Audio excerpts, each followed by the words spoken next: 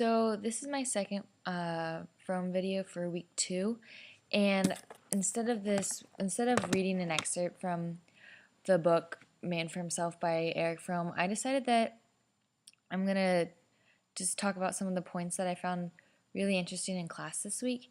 And so there are a bunch of different points, and they probably don't really go together, but they really interested me, and so I wanted to let you know about them. So the first thing that kind of struck me in class was this thing about the norm of what's good and what's bad cannot be based on what brings pleasure and pain. This is because sometimes, as we discussed in class, sometimes what one individual thinks is good for them or what brings pleasure for them may actually not be good for them, but it actually harms them in the end. Like, for instance, if someone's under a lot of stress and pressure and their world is just turned upside down, they might think that doing something is good for them to relax, like, I don't know, doing drugs or excessive drinking or something to make them relax. And at that moment, at that situation, it might feel like that's the best, that'll bring them pleasure and that's good for them, but in reality, it's not that good for their health. And I feel like people can't make judgments on what people say is good or bad for them, because everyone has a different life, everyone has different experiences, different circumstances that they live in, and what might be good for that one individual might not be good for someone else. And I feel that it's hard when you're making a decision. You always want to believe it's the best one at that time for you, and so it's really hard to classify what is good and what is bad in decision making, and what brings pleasure and pain as good. Like, what brings pleasure may not always be actually good for you in the long run, and similarly what brings pain might not be bad for you in the long run. Like, even though this is a really kind of cheesy example, I guess you could say, like working out and conditioning and stuff brings a lot of pain, but no pain, no gain for sports. If you push yourself, you're going to end up hopefully winning in the end. So I feel that the question for me is, who determines what is good and bad? And I feel like someone outside your life cannot really determine or make the decision for what is a good decision, what is a bad decision for you, because you're the one that is living your life, and you have your own experiences and circumstances that you have to deal with. And at the time, something that might seem good for you might not be good for someone else. So I found that just topic interesting. The second point that I found really interesting was the topic about selfishness, and how in today's society we seem to use that term pretty quickly. And a lot of times, don't be selfish to other people. You keep saying, don't be selfish, don't be selfish.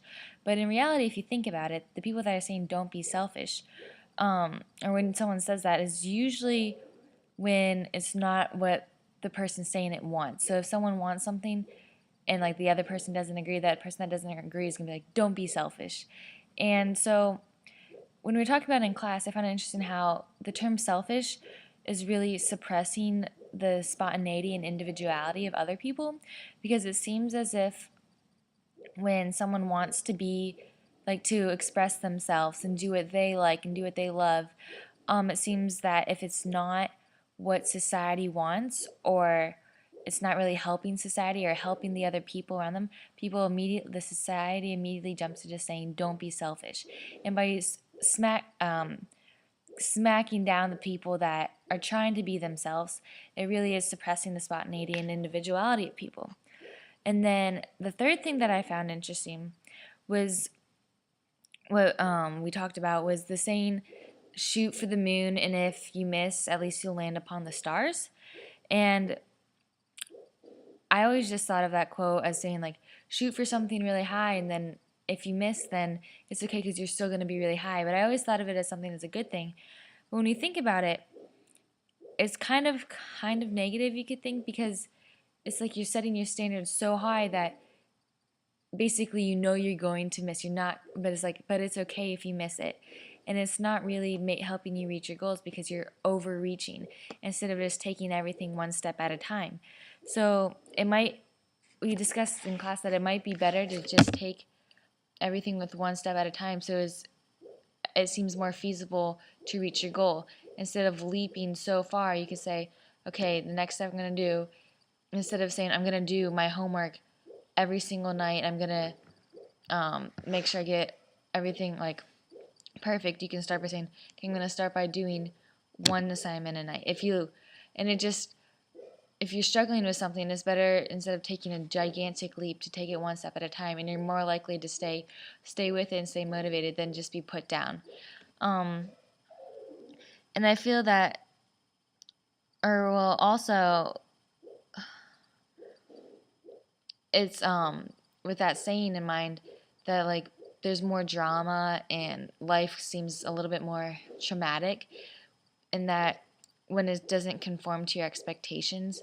So if you like have really high standards and you have these high goals and high expectations to meet, then if you don't meet them, it's going to be more hard to deal with than if you're taking it one step at a time.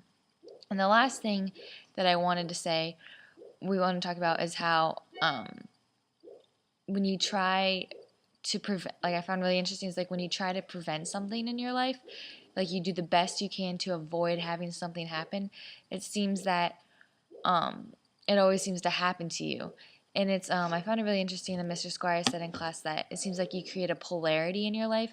So you're charging up your one side so much, so you're trying to do everything in your power to keep the other thing that you don't want to happen away, that it ends up pulling that negative thing or something that you don't want towards you, and it ends up coming and affecting you. So really you end up with the opposite.